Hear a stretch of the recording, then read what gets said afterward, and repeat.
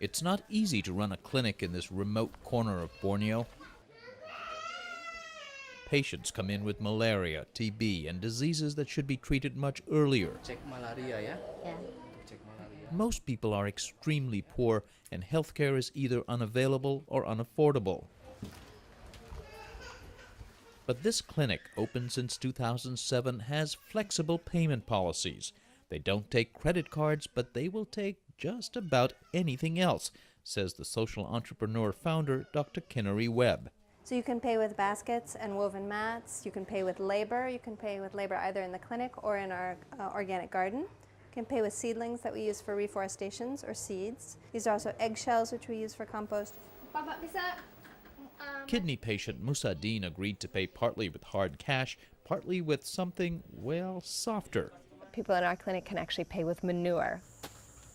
It's collected for an organic farm next to the Health and Harmony Clinic.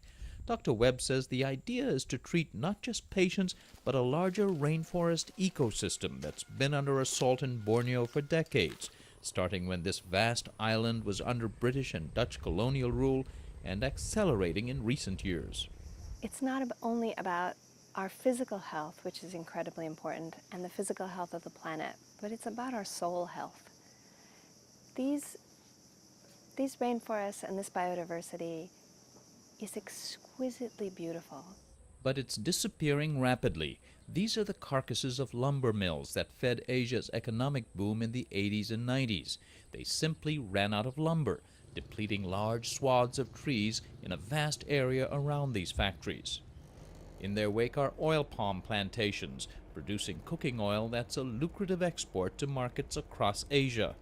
Nearby, people struggle on tiny plots of land. These too are carved out of the forest, which have shrunk by more than 50% across Borneo, which is now shared by Malaysia, tiny Brunei, and Indonesia, which officially protects small pockets of land in national parks like this one called Gunung Palong. These parks are the last refuge for orangutans, gibbons, and millions of plant and animal species. And even though they're legally off limits to any commercial exploitation, these parks are not immune from illegal logging, and conservationists who work here say the only way to stop it is to improve the lives of the desperately poor people who live here. Kinnery Webb learned that when she came here in the early 90s. She originally came to study primates, but then was moved by the extreme poverty and poor public health. And I began to realize what it was like for people who live in tiny little villages in Borneo with just basically no opportunity at all. And I came face to face with what it was really like for the last bits of rainforest in the world.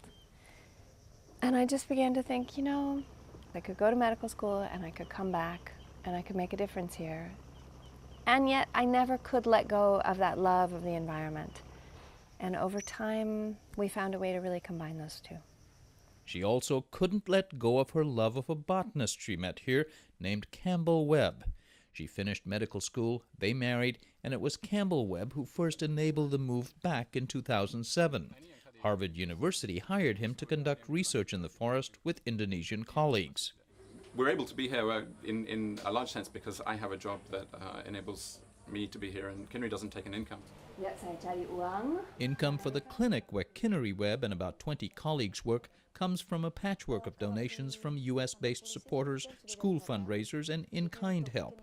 For example, medical students and graduates volunteer here, and the architecture department and students at Georgia Tech University have been helping design a new hospital, a project that's also intended to help students learn sustainable building methods.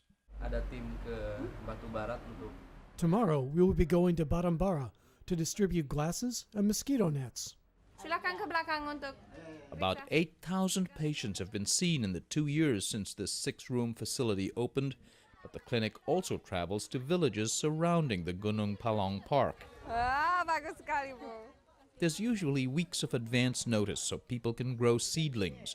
They use these to pay for care.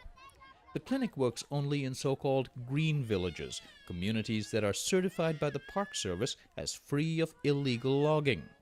Patients from green villages also get a discount when they seek care at the main clinic. And they determine that both through ground patrols and with flyovers of the national park in these tiny little microlight airplanes.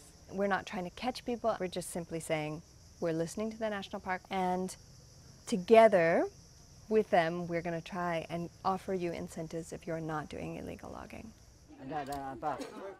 This event, people got vision tests and glasses. Also bed nets to keep out mosquitoes. And they got a lecture from clinic staff that linked deforestation with increased malaria. People are saying, oh yeah, we know that's true. There's many more mosquitoes in logged areas. So yeah, they know it and they would love to prevent it. So. No one values the forest more than those who live around it, she says, even though poverty has driven many people to engage in illegal logging. Deforestation brings disease, floods homes, and affects rainfall for their crops. Many are eager to join conservation efforts and have agreed to report illegal logging coming through their villages from the park. And Dr. Webb says local farmers are happy to switch from their slash-and-burn tradition of clearing ever more forest land to plant crops. The land only remains fertile for a few years before it must be abandoned. In the first 3 years that you open land from forests and add chemicals, it's quite good. But every year after, production goes down and down.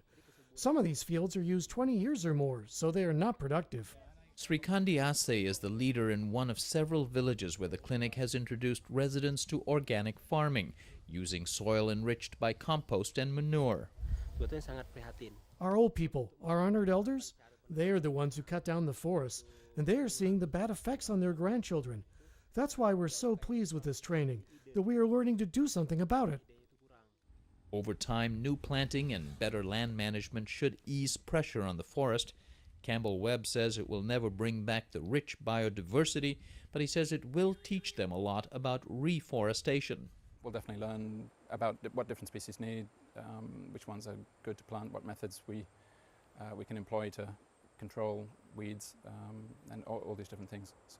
And there's still virtue nonetheless in bringing back a forest even lacking that diversity. Yeah, absolutely. I mean, for all the other reasons, for the economic reasons, for watershed management, for sources of timber, climate control, definitely a forest is better than no forest in these habitats. How do you know you're succeeding? Yeah. What tells you that you've got something that's actually working? Yeah, it's an excellent, excellent question. We cannot be a failure because we're very lucky to be able to help so many patients. But in terms of conservation, how successful are we being? It's not going to happen immediately. We've already seen a 30% decrease in the number of villages which are doing illegal logging. But we'd like to see much more than that. But I believe that it will take time to do that. And she plans to take the time. Aside from fundraising trips to the U.S., Kinnery and Campbell Webb hope to spend their careers here.